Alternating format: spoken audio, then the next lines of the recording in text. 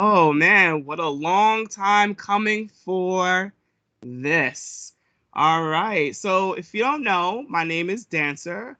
Um, and I'm going to be talking about certain things going on in the Tekken community. But first, let me introduce myself in case you don't know who I am. Like I said, my name is Dancer. I've been playing Tekken for about, I want to say 10 years now, so about a decade of Tekken. I didn't really play too seriously. I played T6. I played Tag 2. And that's only because my best friend Elite played, who was regarded as one of the best Oscars in the East Coast at that time. And that's why I was really motivated to play. He inspired me, he excited me, and I got really, really into it. Come T7 is when I really started taking seriously. And it just so happens that my best friend decided to not play the game so seriously anymore. So it's kind of like I took the helm of the Oscar name from him.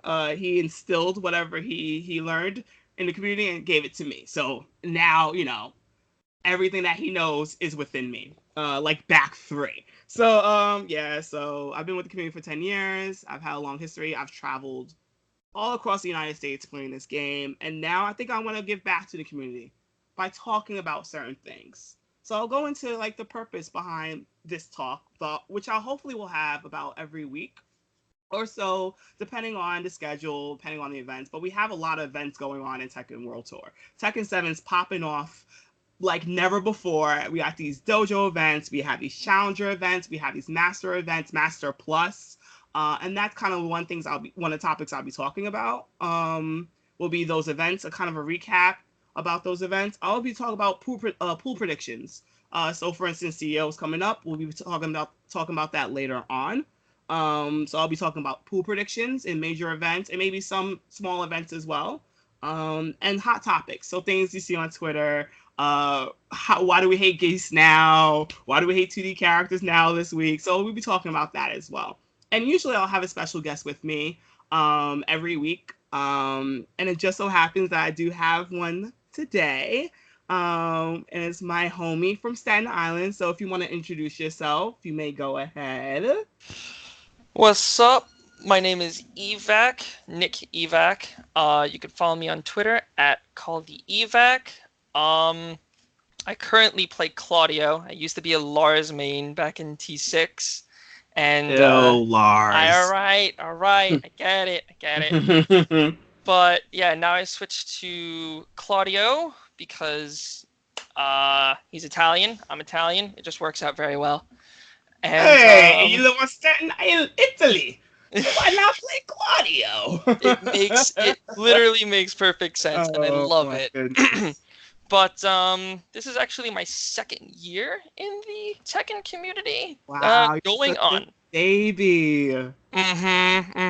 But Uh, honestly, the community has been very open, and it's been a blast ever since. So I'm really wow. happy that I joined, and I'm happy that T7 is kind of the game that I'm really growing in.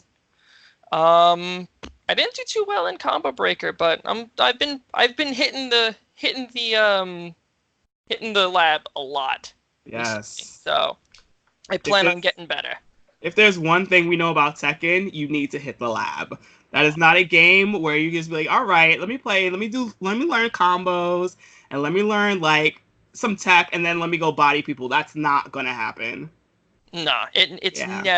never like that at all. And I think I learned that like the first year that I played, and I was like, wow, Mhm. I'm doing pretty good. I got all these combos, and all of a sudden it was just like, oh, there's a lot more to this game than I thought. Yep, exactly. And I knew Tekken 7. I talked to you about this. I've talked to Seiko about this. When Tekken 7 released, I was like, this is the game. This is Mhm. the game. Mhm. This I just knew it. Like the way Namco was doing their marketing, the hype around the game, the Akuma announcement, that definitely built the hype even more higher than what Mm. what it was before. And the community reception to everything, I just knew was going to be the game. And saying what 2 3 years ago this game came out on console, and now look where we are. Oh every yeah, no, major it's nuts. every major tournament we have increased in numbers, which is absolute. I think there's just one major tournament where we saw a minor decline in turnouts, and I think that was final round, where I think we saw just like around a 20 to 30 person drop, which is really nothing. And I guess that could be contributed to the fact that people said they didn't know about signups. But we're not going to get to that. Final round has came. It has passed. It is now gone. Let's move on. Yeah, that's a drama for another day. Exactly. For next year. So FYI, I think Final Round was an amazing event. The hype was just out of this world. But I had so much fun. So oh yeah, no, Atlanta loves to deliver when it comes to Tekken. It's Tekken Mecca. It is the Tekken Mecca. Yeah. So you can't really go wrong there. Sure is. And it was just great. And you know what's really good about the Tekken community is that it's so receptive. You can come in and, you come in as a new player, as long as you understand that you need to take your whoopings and hold your L's, and you'll be holding a lot of L's. I think the reward is even better when you finally realize, hey, I might be decent at this game, and I might know something. When you finally get that 2-2, you get that 3-2, you get out of pools for the first time. That's something. That's amazing. And I think I'm super proud of all the new players that have came into this game and are labbing it. They're grinding it out. They recognize the struggle and understand that this is not just a 6-month game where they're just gonna pick it up, learn it, and be good at it. They understand this will be a grind. Oh yeah, for sure. And I've seen the emotions. We all have emotion. We're all super passionate about this game, and we're all very emotional when we take a L and we take a loss. And I think it's very endearing to see the newer players come and play the game and may not do as well as they have hoped, and to come back the next time and come back again and again and again and again. And I think that's so amazing. And I want to congratulate all the new players that have entered with T7 as their first game and are still with their and still sticking it out, still playing the game and grinding it out. So I do have to clap. Congrats to all those players. Yes, let's clap out for them. Well, yeah, no, for sure, because, again, I'm more of a newer player, especially with T7, because, again, I thought I was going to be the one playing Akuma, because I came from, like, the Street Fighter side, but I was just like, you know what, if I'm going to play a Tekken game, I'm going to play a Tekken character, and that's why I stuck with Claudio. But, honestly, it's hard. The game is hard. Like, you need to know... I think now I'm starting to get like more comfortable with sidestepping, and I've been at this game since it came out. Right. And like that's like a huge part of the game plan. It's just like you can't just play 2D. You got to play it 3D. You have to learn. You have to get comfortable with sidestepping. You have to get comfortable with being able to sidestep under pressure, not even just be able to sidestep when someone is hitting you with things, and you need to know what side to step on. It's it's so much that goes into it, right? It's such a fantastic game, and that's why I feel like it can beat you really quickly, and you could just be like, no, I don't want to play it. But it's really cool when you start seeing people that go 0-2, that 0-2, and they're just like, well, whatever, I went 0-2, and then you see them at the next tournament, and they go, yeah, I came back, I started labbing, I went 2-2 in my pool, I'm so happy, and I'm like, see, that is the greatest thing ever, because I know so many people that are just like, I don't want to play this game anymore as soon as they go 0-2, and they're like, that's it, I'm done. But they're just Tekken is such like an in-depth game that you can keep playing it, and it'll just, no matter how many L's you take, you just be like, yeah, I think I'll pick it up again. Yeah, I'll keep playing. It's like one of those kind of things, and I love it. I love that mindset of it so much. Right. Yeah, and I think Tekken's finally getting its shine it deserves for so long. For so long. I think I wasn't around for Tekken 5 DR days, but I know those are the golden days of Tekken. And to finally see Tekken get that shine that it had back in the day is it's thrilling, and to be a part of it's even something more special. And I just love this community so much, and I'm just so happy that I finally found a way to give back. Right. And this is definitely it. So without further ado, ready to jump into it? Hell yeah, let's go.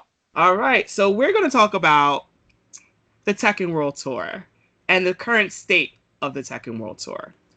And I think this Tekken World Tour is a special one. It's an interesting one with the introduction of that dojo event thing I going agree. on. Because there are some players in the top 19 who have just hit the top 19 just from dojo events, which I think is absolutely ridiculous and amazing at the same time. So you have it up, right? Yeah, of course. So let's go down this list, shall we? Number one, we have JDCR. No surprise, the unsponsored JDCR, by the way, with 570 Yes. points. Not even no Echo Fox JDCR no more, sadly. But surprised I'm honestly surprised no one's picked them up yet. Surprised the Rocks Dragon Boys haven't picked them up. So that's something different for another day. We're not going to go into that. So we're going to skip that concept right there. But he hasn't won a master event yet. He hasn't won. His most max points for master event was 220. So he has not won a master event yet. He has won a challenge event, which is Electric Clash. Right. He performed amazing at Electric Clash. He was put into losers by Shadow at Electric Clash, and he made a fantastic comeback in the grand finals. So shout outs to him for that win, and that landed him first place on the Tekken World Tour. Next, we're going to Anakin. Anakin, off of that amazing performance at Combo Breaker, is now second place with 540 points. The set heard around the world. The set watched around the world. Amazing set between him and Nee at Combo Breaker. Next up, we have Chikurin with 535. So he's right below. Yeah, he needs literally one more dojo event, if anything. And it just so happens that he is in top 16 at Thaiger Uppercut. So I think with a good placing for him would put him right over the top. Yeah, for sure. And put pressure on Anakin, maybe, possibly, but there's still time, but, you know. With Anakin and JDCR not entering events this weekend, if Chirikin takes a good win, if he places well, that'll put him into first place. That's true. That's true. Because Thaiger Uppercut is a challenger event. That's true. So with a win, if he gets a win, that'll put him into first place. With 600 with more than that. More than that. I think 6. If he wins, it'll be at 685. Right. The challenge event will gain him 150. Which is pretty good, but then, you know, personally, there's still a lot of people that are still going to tournaments on the And it just so happens the next two people below him are also at Thaiger Uppercut and also in the top 16, which is Low High and Noroma with 465 and 460 respectively. Low High, your Evo champion, our current reigning Evo champion, has not won a master event yet. I think he's due. I honestly think he's due. I'm not saying, not tooting my horn in here, but I think this man is due for a breakout. Right. I'm not necessarily saying it's going to be. It might be soon, but this man is due for something. Like just wait. I'm calling it now. This man is due. We'll see. Also, Noroma, who's below him, 5 points below him, has also not won a master event. So it's interesting. A lot of these players have not won master events, but they have placed high at these master events. All JDCR, Chirikin, Low High, and Noroma all have 220 points from master events. Right. So they've all placed at least second at master events. The other thing is to note is that even without they have no dojo places at all. Yes. Actually, so JDCR, Low High, and Roma have all just been going to Master and Challenger events. Right. If they were to actually start going to dojo events, it could honestly put a lot more pressure on this top 10 here. Right. For the Tekken World Tour. Right. Yes. But because they don't have those extra points in the bag, that's why Anakin is still up here at number 2 spot. Yeah, number 2, exactly. Next up, we have Super Akuma with 450 points. Super Akuma won the first master event. I believe it was the mix-up. Won the first master event with that ridiculous comeback that he had with our lovely 2D friend, Akuma. But other than that, he hasn't performed as well. He's done well. The last event was, I believe, Fighting Games Challenge. I think he performed well there, which gave him 100 points. But other points are, he has won a dojo event, it looks like. Yes. And he has 5 challenger points. So, although he hasn't, he's not saying not consistent, but, I'm sure another win will, definitely get him up there higher. Another win will certainly put him back into the top 5 spot for sure. That's kind of where you want to be, because then you can kind of like relax a little bit. But the scary thing is like with all these dojo events happening in other places, in other like nooks and crannies of the world, it's hard to sit back and relax, I guess you could say, because like you never know when like all of a sudden someone's already up, someone's passed you and then another person passes you. And then because there's events going on every weekend. Yeah, it's who's going to this, who's going to that, who's going to this. So that's kind of, It's absolutely crazy on how much the dojo event has affected the Tekken World Tour. Yeah, it's nuts. And it's kind of like, it makes the challenger event, I feel, even more valuable. It does. No. It most certainly does. I think that's what the dojo event. I think that's the dojo event is really what the World Tour needed. Yes. Because now it puts pressure on everybody, and on top of putting pressure on everyone, it makes the Master and the Challenger events much more sweeter of a victory when you actually get it. Yes. All right, let's move on. Next up, we have Knee. With 415 points only from Master events. So we know Knee won Combo Breaker. We know that for sure. That is the Master event that he did win. So that definitely got him jumped up to number 7. Which, by the way, we were there, and it was a fantastic set. It was one of the most amazing sets I've ever watched in person. So I agree. I totally agree. Next up is a fan favorite of mine, Kokokama. He has won his first Master event at Fighting Games Challenge. Finally has won a Master event in Tekken 7. So finally. Proud. So proud. Come so close. I've seen this man just get second. And finally him and Miss Mishima, Mama Mishima, got him to win Fighting Games Challenge. And he performed so well. I don't know if he saw it or not.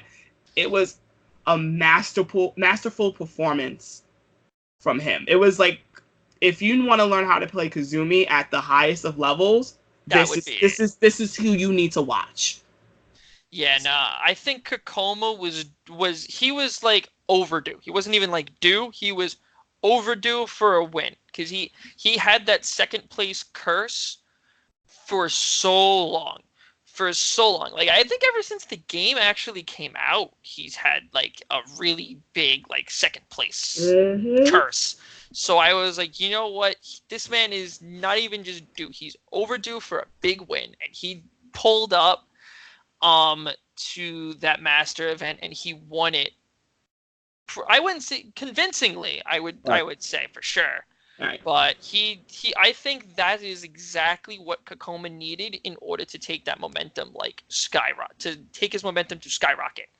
Because now that he's like, hey, listen, I can get that first. I broke that curse. I can get the number 1. I think he's going to take a lot of events from this point forward. I hope so, because he deserves it. Let's go into 9 and 10. We have Rangchu at 345, and we have Ulsan at 331. Let's see. That one. Ulsan has won a Master event. I believe, what Master event? I'm just gonna click on it because I'm unsure what Master event he won. Battle Arena Melbourne. Yeah. That's when he beat JDCR, I believe. No, was it? It was Rest. Is that his name? No, I thought it was JDCR, because I thought JDCR got second at BAM. Let me double check. Let's see. Yeah, he got second at BAM. Yep. Okay. So he beat JDCR at BAM 11. Another amazing tournament to watch. I just, and it's hard to watch these tournaments. These tournaments are like, at our side of the world, at like 4 or 5 in the morning. So yeah, no, it's so I wake up and I'm like, oh, tournament. It says like, oh wait, that one's still going on? Oh, awesome. I get to eat breakfast and watch Tekken. And for time, I'll just list the remaining top 19. You have Cherry Berry Mango at 295. You have Dojin also tied at 295. Shadow at 275. Speed Kicks at 220. Jimmy J. Tran at 215, who just announced that he will be going to every challenger and master event from this point forward. He announced that on Twitter. So that man is coming out for the points. Oh so, boy. You so girls, the girls. He got mad. He was like, all right, enough is enough. I'm going out to these events. That was it. Now this man is coming. This is scary. The girls are quaking. We're quaking. We're shaking. We're quaking. So he'll be at every master event and challenger event from this point forward. I'm unsure about CEO, but we'll find more about that when we go through pools. Abel is at 211. Sephi Black is at 200 with amazing performance he had at Fighting Games Challenge. Kaden Trench also had a great performance at Fighting Game Challenge, is at 190, and tied at 19th with Kaden Trench is our very own Fighting GM at 190. So that's our current top 19. So a lot of I've noticed the bottom half really are reliant more on those dojo events. Oh, look at Fighting GM, and that will easily tell the tale, right? Tell the tale. All he has is dojo events. So he won the first 96 plus man event in America at NLBC at next level. And he's won every dojo event since then, since he's gone to. I couldn't stop him. Bloodhawk couldn't stop him. There's a lot of us that could not stop him. No, hold on a second. I do have to ask you. That was before the Geese patch or after Geese patch? What are you talking about? The recent ones when he fought against you and Bloodhawk. So the one against me and I think Bloodhawk, I believe was him in second. No, it was Onijin, where he fought Onijin in second. That was post-patch. Pre-patch. It was pre-patch when he fought Oni, post-patch when he fought me. And I do have to admit, so the back three nerf, I have not seen a player punish back three alone. I just want to say that. I don't know. It's just maybe it's a muscle memory thing where we're not used to it yet. Maybe. But the punish window for me is small. I don't know. Maybe I'm just slow. I'm old. I have slow reactions. But the punish window to back three is small. And I don't want to turn this into like a Geese talk conversation. Oh yeah. But he was running back three on me regardless, and I was not punishing it. And I'm like, crap, I'm trying to punish this. And of course, once I wanted to punish it, back 3-2 came out. So Right. But it's gonna be interesting for him because we do have next level coming up in a couple of hours. Yes.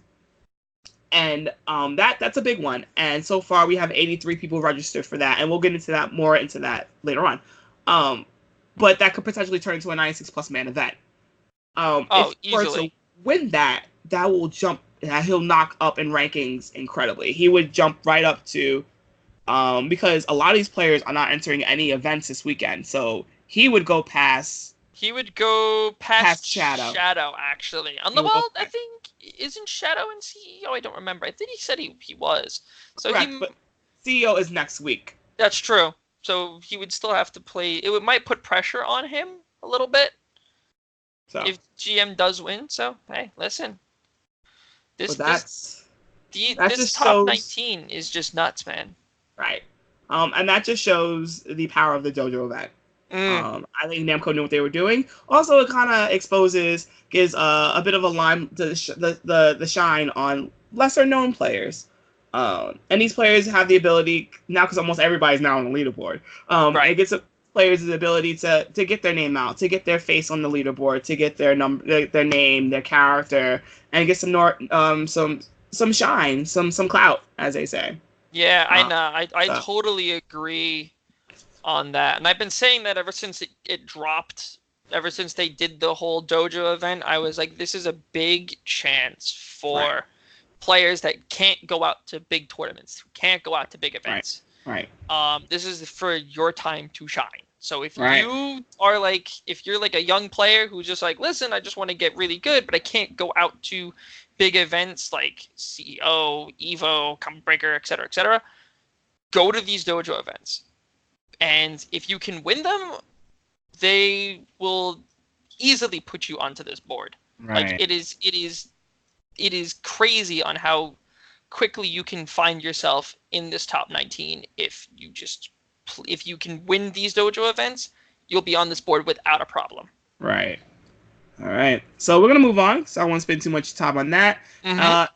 And I want to give shout outs to some players that have won some stuff recently. My first shout out is going to go to Spiro Jin. Spiro Jin yesterday won KIT Summer Bash. And he did it in a fantastic fashion. He went up against Little Majin. Okay. In the grand finals. Little Majin was actually the one that put him to losers. They met in winter semis. Little Majin put him to losers 2-0. And then Spiro fought all the way back, beating Fusion 2-0. He beat Silent Strike 2-1. He beat his homie Chungi 3-2. Wow. And then he fought Majin. So I caught up on his stream. I tuned into the stream when he was fighting Majin in grand finals. And that was a very close set. And Spiro squeaked his way into a reset. And I don't know. Maybe he just realized something after the reset, but he was going in after reset, and he quickly got a 2-0 lead on Majin very quickly and in very commanding fashion. The tech he was exhibiting was something I'd never seen him do before. He was doing things purposely, lows purposely. If Majin had blocked him, it was creating enough space where he was able to whiff punish. Really? So the things Spiro was doing tech, he was running tech on Majin that I've never seen before, and it just made it seem like the King Eddie matchup just looked atrocious for King. A lot of times Spiro will go right into relax, and Majin had no answers for him until late in the set. But it was a little too late for that. So Spiro was end up taking it the set 3-1 after reset, and he was able to take that win. With it being a 32+ man event, he was able to give himself, I believe, 45 points. So I think that is his first time on the board. I'm not too certain, but congrats to him. Shout out to him, because that was a very spectacular performance that he put on, and it just showed how well prepared he was. Because we haven't seen him. We have not, actually. In all of these events, we've been looking for him too, and we haven't seen him at all recently. And I was just like, what? Is he not playing no more? Like, I haven't heard any tweets of retirement. So maybe he was just hitting the lab like really hard, and because if anyone hits the lab hard, it would be Spiro. Right. So that's when I heard that he won, I was like, all right, Spiro's back. Now everyone watch out for your points. Right, yeah. So it was actually a correction. It was a 51 player event. So it was a 32+ man dojo. So we had Spiro in first, Majin in second, and Chungi in third. So they all scooped themselves up some nice, pretty amount of points. So good shout outs to Spiro Jin for winning that, and showing that he still has it. Definitely beaten Majin. Yeah, he's still top king, I think. Yeah, Nick, it was impressive. You definitely have to go back and watch it. If no one has watched Summer Bash, I definitely encourage you to watch it, especially if you're an Eddie player. If you struggle against a King matchup, it was definitely like a clinic on how to fight King effectively. So yeah, definitely watch that. I'll definitely watch it just to see Spiro on his adaptation against the King. He definitely figured something out. I don't know. So. Yes, I want to see him come out like hella hard. I just like to see him. So of course you do. I want to beat him. I've come many times close to beating him, but he's a homie. So, and Majin's the homie. He is the homie. Shout out to both of them. He used to be in New York, and then he moved. Yeah, we're not going into that. So let's move on. We already talked about Kokokoma, but shout outs to him for winning his first master event last week at Fighting Games Challenge in Poland. Played very well. I just want to see the top 3, unless you have it pulled up already. Let's see. Actually, I can pull it up right here. So top 3 was Kokokoma. Then we have Naroma and Gosane, who, if someone impressed me, was Gosane. That man came to play. He came to play. He took Definitely out. surprising Yes, he from took him. out Cherry Berry Mango, Chicken Maru, you on the way to his path to winners final against Kokokuma. So he played very impressive. So shout outs to Gosane for an impressive performance. And shout out to Kokokuma for winning his first master event. And shout out to Naroma for placing second. So how many points did he get from that? Kokokuma for a challenger event of master event, you get 300 points. Oh no, I was talking about Gosane. I believe he gets 100. No, he actually no. Sorry, I actually looked. I actually hit the second page. He's at 150 right now. He's So at 27th. So I think what's that win give him? That win gave him 150 points. I'm sorry, 150 points. He's at 190 now. Oh, he's at 190 now. Correct. Yes, leaves him 20th. So he's on the cusp. He's right there. Ooh, this is getting see, man, this Tekken tour is just getting interesting every weekend. I love it. So shouts to them. And then let's go into another event that is happening this weekend, which is Thaiger Uppercut. So I'm not going to talk about who's in it. I just want to talk about what I saw. So I was able to watch some of Thaiger Uppercut last night. And let's just talk about Geese Howard. I've never seen so much Geese in my life. And I literally wanted to vomit. Shout out to all those who play Geese. No shade, of course. Everyone knows how I feel about Geese. I communicate this on a daily basis, or I try to on Twitter. But shout outs to Geese. But no shout outs to Geese. Because I said once Arslan picked Geese, I said enough is enough. I know he hates him. I know that's his character. But I said enough is enough. I can't see this anymore. I don't want to see this anymore. But Geese, he put in work. Geese Howard. It was Geese Overload. Geese, it was Geese again, Overload. I don't know if the back 3 minus 12 is still enough there to really make him, to really balance him, because I still think he's got some crazy. I've been seeing some things on Twitter, and I swear to God, Dancer, there's still some problems. So the thing I saw the most was dick jab into combo. I literally saw a Geese player take 70-80% of life with walls because of dick jab. And I just couldn't believe it. Like, I've had it happen to me 1,000 times. I've seen it 1,000 times. But every time I see it, I'm just in awe as to why and how he has that. But like I said, I'm not gonna really like whine about this character too much. It is what it is. He has what he has, and we just need to adapt. I mean, yes, I agree. We do need to adapt.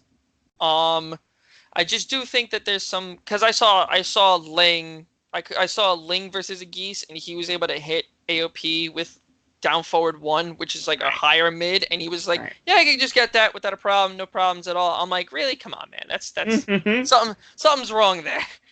But something ain't right. I mean, something ain't right. I'm not trying to complain either, because yes, I think we do need to adapt, but I also think we do need a little bit of help from Namco to kind of fix. Just, well, we'll see. I mean, especially if there's 5 people and like other people are just like, you know what? I have a Geese. I'll pick a Geese. And then you win in tournament. I don't know. There's a lot there. So, I'm happy Geese is in the game. Okay, I am too. I'm happy he's in the game because it brought so many more players to the game. I'm happy for that. And I just had I had a feeling that because he is a character that he is, that it was just one of those characters like, all right, no matter what we do, he's gonna be OP. Oh yeah. See, I mean, from I used to play King of Fighters like heavily, and I used to play against a lot of Geese, and again, when you can do 0, complete kill bars with one character. It's just nuts. So when Geese just takes your entire life bar for no reason, and then you see it happen in Tekken, I'm like, hang on a second, I'm getting flashbacks now. PTSD, Pretty much. He has weaknesses, but this is not like I said, this is not a Geese breakdown. This is not a Geese breakdown. We're not. He has weaknesses. It just, as players, it might take us a little more brain power. We might have to play even harder against him. But that's for another day. We'll talk about that another time. There's a lot of lab time that needs to be done. I don't think we're doing the right amount of lab time. I think people are just like, I think we're just learning him and then we're moving on. Yeah, it's like, all right, there needs to be some really in-depth stuff. With him. So, but we'll see. We'll see what players bring. Hopefully adjustments are made. But yes, Geese Overload. I'm really sad no Asukas made top 16. I was expecting Dimebag to perform very well. He's had a shaky year. Even with the buffs, everyone says Asuka's OP. But we have not seen any Asukas really shine. In a master event and challenger event setting. There's still a lack of Asuka, I feel. And I think it might be because of the Julia craze right now. Well, Julia's not so hot either. Really? Right? She's amazing. She's a great character. She's high risk, high reward. She's always been that. But no, Julia has. Even Chanel's having issues. But I watched Thaiger Uppercut. It looked like people knew the answer for her already, which people do. It's legacy. We know, and she didn't really change that much. So we know what she's capable of doing. We know what she can do. We know what she cannot do, even with the changes. Yes, she has high damage, but she needs to work for that. She has to open you up for that high damage. And if you don't give her an opening, then what is she going to... She has to rely on while standing mix-ups and other very high-risk stuff. So we haven't seen Julia shine either, aside from, I can only say, maybe Chanel at some points, and then Sour Piggy over here. Yeah, but then the thing is, Chanel will if he loses with Julia, he usually goes right back to either Eliza or Alyssa. Yeah, so he has to go to the true stuff, the real stuff. So I think I'm really sad no Asukas have made top 16. I think maybe everyone has now kind of like adjusted to her. I think she's not as an overwhelming character as people are making out to be. A lot of the tier lists, and I don't really believe in tier lists, but a lot of the people that are making these tier lists do have her at B and B+, which I wholeheartedly agree. I think she is not as amazing. She's not as OP. She has to open. She's another thing. Her and Julia have the same issue. She got to open you up. If you're defensive against Asuka, what she has to play, she has to do back three. She has to do the risky stuff, the wild stuff on you. Right. I know Commander is the exception to the rule. But he hasn't performed well at challenger master event level. At dojos, yes, he can win the dojo. That's hands down. But all of us Asukas are really struggling at the challenger master event level. His performance went pretty well at Combo Breaker, and then I think after that I didn't really see much else. And it is I'm not saying it's an eternal battle with a lot of us, but a lot of, not speaking for all the Asukas, but we all have this like side character that we're like, oh, should we go to her because Asuka's not doing the job. Right. Asuka's not. She's great. She's she helped us out in season 1, but I do feel like the Asukas had more success in season 1 than they did in season 2.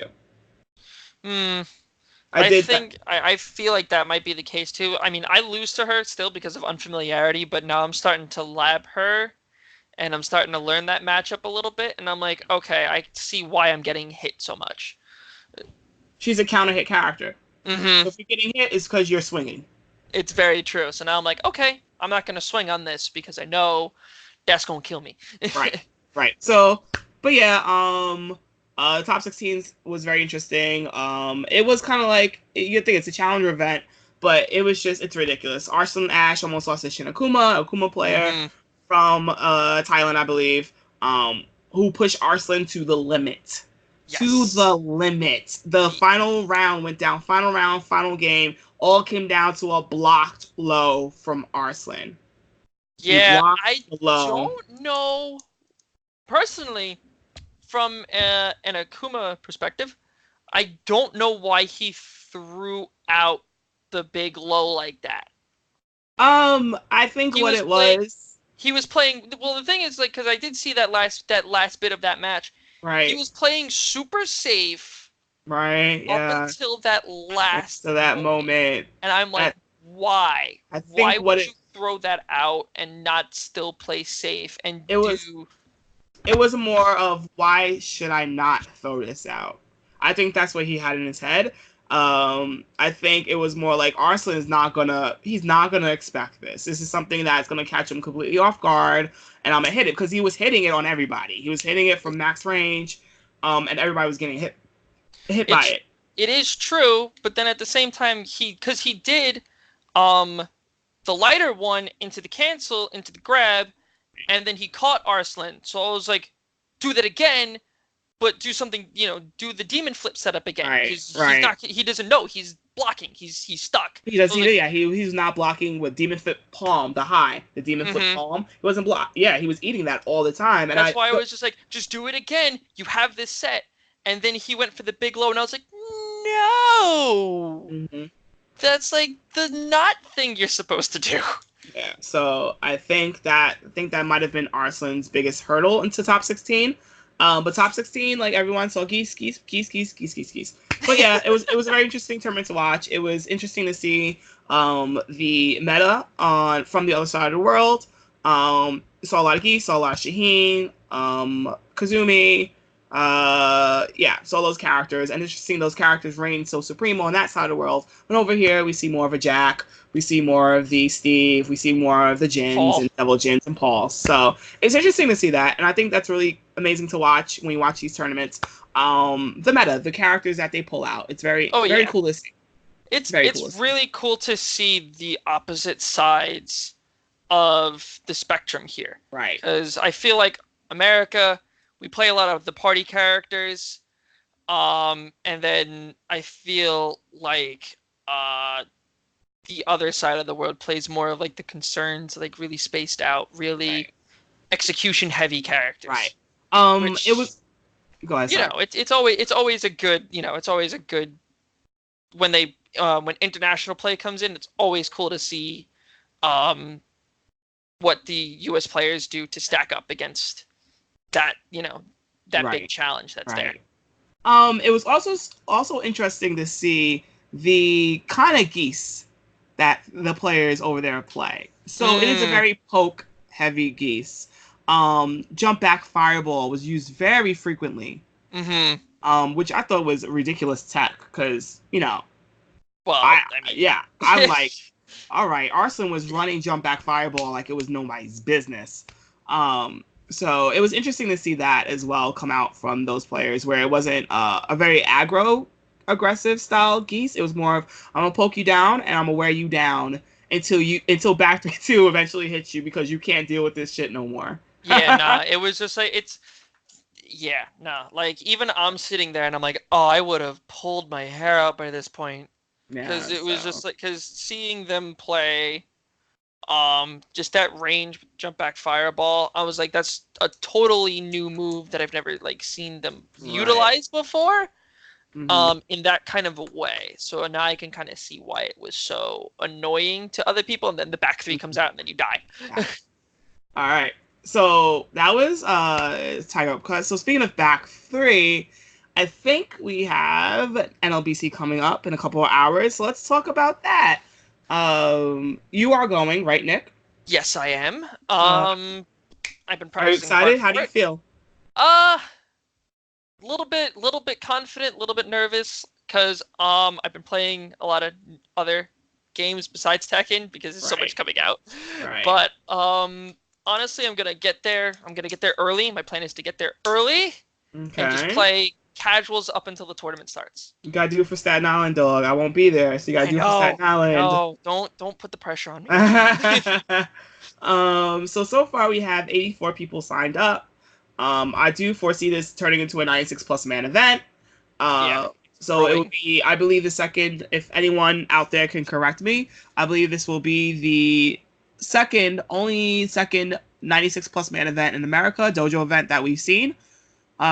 which is amazing, coming especially it happening on the East Coast in New York City. Yes, So that's for a sure. great thing to see. A lot of bodies, a lot of heat. Hopefully, people will be showering and wearing that deodorant and their cologne and their good smelling stuff, and no funk fashion will be there. So, I hope the doors are open. the girls do not stand for smelly Tekken players, so let's not do it. I agree. I totally agree with that statement. Please, please, for the love of God, like just shower. It's not that hard. I will not be there with alcohol or fresh smelling things, so bring that stuff for your own, guys. Deal with it. I'm totally bringing. I might be bringing beer though, for sure, because there might be celebratory stuff going on. If I somehow get out of work early, somehow by the gracious of the one above, I will be heading there, but I highly doubt that. So I will be watching the stream, criticizing like I normally do. I'm so sorry that you can't come, Dancer. It's okay. There's always next time. We have 5 more of these events, so. Yes, we do. Okay, each one's going to be better than the last. Let's move into pool. And move into the list of people that are going tomorrow. So on the first page, the second name that pops up in my face is Joey Fury. So Joey Fury will be in attendance, coming for the New York City points. We have Bloodhawk. We have running back Eddie, who has been, making a name for himself. Hasn't had that breakout performance just yet, but he will be there. King Alamo. Mr. Flubs. Now, I know Mr. Flubs said he's taking a break from Tekken, competitive Tekken at least. So I'm not sure if he's actually going to be there. So that's going to be interesting if he actually goes, because he's always a threat. I hope he does. He is the only person in NYC to put GM into losers twice. Yes, he consistently. I mean, consistently is consistently the word. I think he's twice. He put GM to losers at Defender North, I believe. Yes, that I remember. And then he put GM to losers at the first. At an NLBC monthly, but it wasn't a dojo event as far as I think it was the first. It was the one before the dojo. The dojo event, off. Right? Yeah. Yes. But I could say that I think I could say that Flubs can beat GM consistently. Right. He has a character to do so. He has the mindset to do so. So if he goes, that'll be interesting to see. We have Stride, the young prodigy himself, the Claudio prodigy. He's been performing very well. He has been. So I believe he just got. Scary. I believe he just got. I don't know. He didn't go to the Long Island dojo that just happened. So, but he's performing very well. We have Wami from the DMV. He is going. Katarina Main. We have Fighting Jam. Does that mean if one of them's going, that means more of them are coming? It's just, as far as I know, it's just Wami.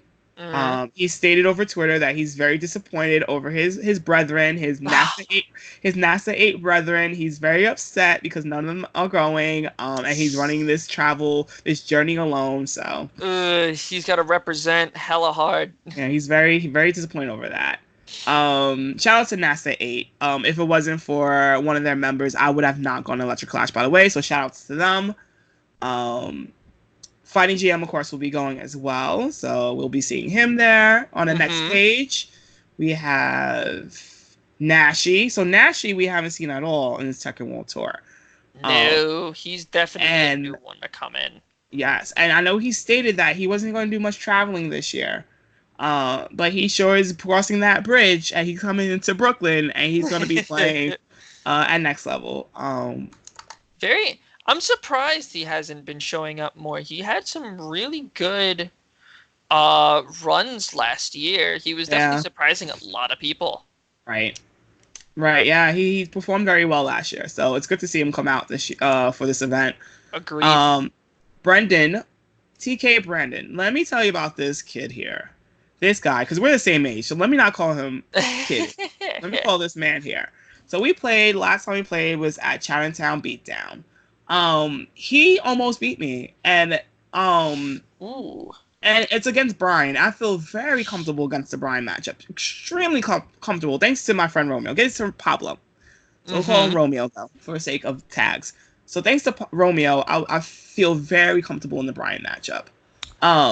With that being said, Brandon almost beat me. He's a very patient, up and coming Brian player, and I do foresee a lot of potential in him. And I wouldn't be surprised if he was a dark horse in this tournament. If he made top 8, I would not be surprised. Wait a minute. His name is what was his name? His gamer name? X Logic? It's Kid Logic. Kid Logic. I lost to that guy. And I would not be surprised if he made top 8. I would not be surprised if he caught someone off guard who was not expecting the level of play that he's ready to bring. Yeah, no, I played against him. I remember that matchup actually. He's definitely one to watch out for. Yeah, he's super patient. He's a super patient Brian, which is actually a really scary Brian. Right.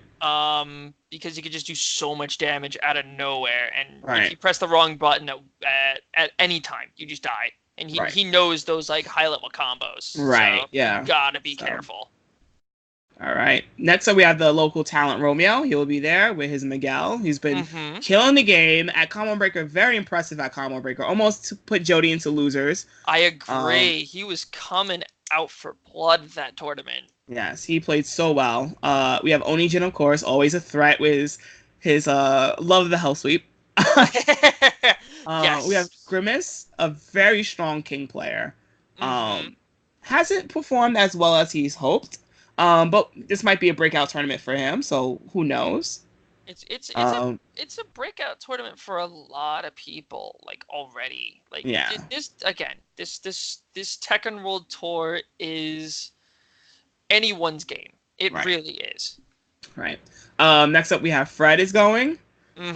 Fred with that Julia. I'm sure he's gonna be running Julia until he runs into an issue. But Fred has done well. He just won Anime Next. So he garnered a very large amount of points for that because a very large number of people went to that event.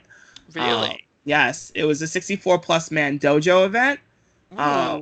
I think about 70 people went, and he won the whole thing without going to losers. So good for him. Wow. That's a very, very unorthodox play of Julia. By unorthodox, I mean 4-4-1 into side step hop kick.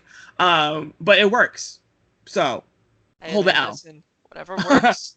Hold if it works, don't fix it.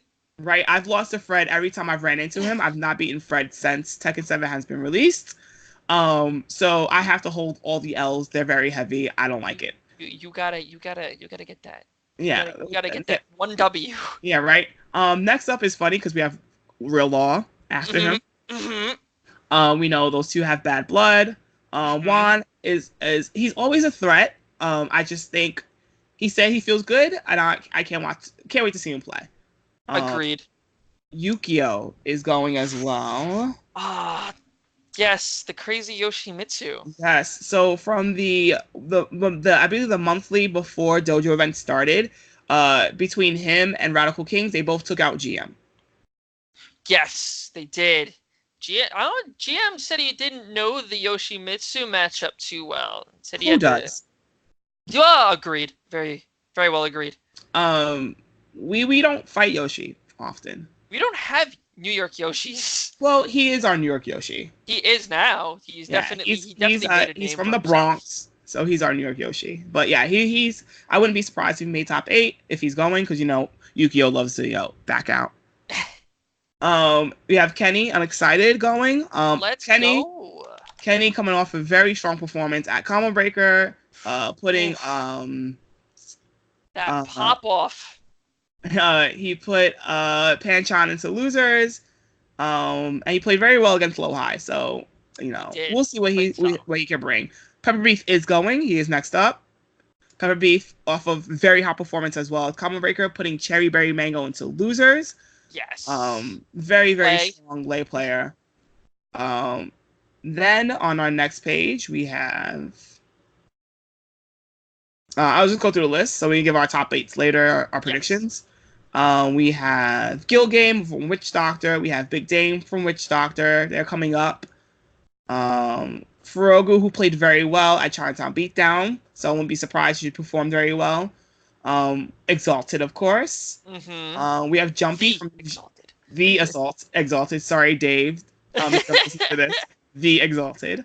We have Jumpy, the Geese player from Jersey. Serial Killer, Eddie player.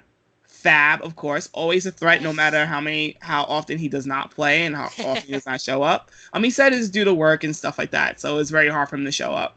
Agreed. It's nice to see him there. We have Twilight from Jersey. Um, let's see on the last page. Reno is coming as well. And Shay. So Shay is our Steve player. Our Steve player that doesn't like to show up to tournaments.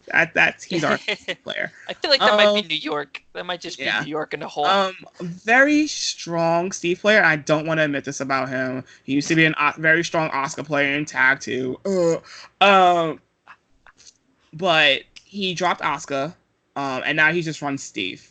Very strong. Him and Commander had a very great match at Combo Breaker last year, 2018 Combo Breaker. It was to make top 24. Commander did come out on top. He squeaked out. It was a very close match. Yeah, I think I remember that one actually. I think I watched that one. But Shay's a huge threat. He's a huge threat because one, no one plays against him anymore. We don't get that luxury of playing against him anymore, and we don't get that luxury of playing against Steve anymore. That is true. So he's a huge threat. So I'm gonna put in my dark horse for top 8.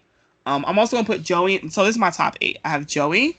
Okay. My top 8, of course. I have GM. I have Bloodhawk. Okay. I have Flubs if he goes, so that's 4. I have Fab. Okay. I have Yukio. Okay. I have Onijin. Okay. That's what, 7? That's 7. Yes. Now you got one more. And I'm gonna say Shay. That's my top 8. Shay? Okay. That's my top 8. Like I said, if Shay has a nice path, he can get into top 8. Okay. If he has a nice path. I mean, Joey Fury is a definite for sure. Mm-hmm. He's just phenomenal, and he's just a really hard. He plays the combo of Jack and Paul. Actually, I think he still plays Paul now, but he's so dominant. Bloodhawk always makes it to top 8, no matter which way he goes, whether it's through losers or winners. At these events for sure. Flubs. If Flub makes it out, I agree with you on that one. He's definitely making it to top 8. I do feel like though that I think Stride might make an oddball loser run. He has a lot of obstacles in his way. He does. So he's gonna have to play out his mind. But a lot of these obstacles might lose early, I want to say, because there's so many different people in this event. Right. There's a lot of killers. Maybe I don't know. He's been working hard. Hard. Right. So maybe this might be it. I'm not entirely sure. I'll keep him as a very low underdog. Okay, fair enough. Other than that, your top 8 definitely seems. I feel like maybe Pepper Beef might make. I was just about. So I would toggle between him and Shay. Him and Shay. Yeah, I feel like, because here's the thing. I feel like Pepper Beef has a lot of momentum after he beat Cherry Berry Mango at Combo Breaker. Right. He's got so much momentum behind him now. Right. So I think he's going to take that into every tournament he goes into from now on. Right. So if he doesn't make it to top 8, I would be more shocked rather than like, oh, okay, yeah, I figured he wouldn't make it. Right. You know, I would be super surprised if he didn't make it. Right. Other than that, I would agree with you. For sure, because definitely Fab's. I mean, just because Fab is Fab, he's just gonna make it in there without a problem. Right. Other than that, yeah, that's a pretty solid top 8 for this one. Again, that the Pepper Beef is definitely gonna be shocking if he doesn't make it into top 8. Right. Yeah, I agree. Totally agree. And I also feel like, again, people just don't play against Lei too much, so I think he has that little unfamiliarity in there as well. Yes. I mean, I don't know. Yeah. I feel like people just still sleep on Lei. I don't know. Yeah. Maybe I'm wrong, but Right, you're right. Okay. All right. Okay, so before we get into the meat and potatoes of what we're talking about, I do want to take a little of a break. And then we'll be right back.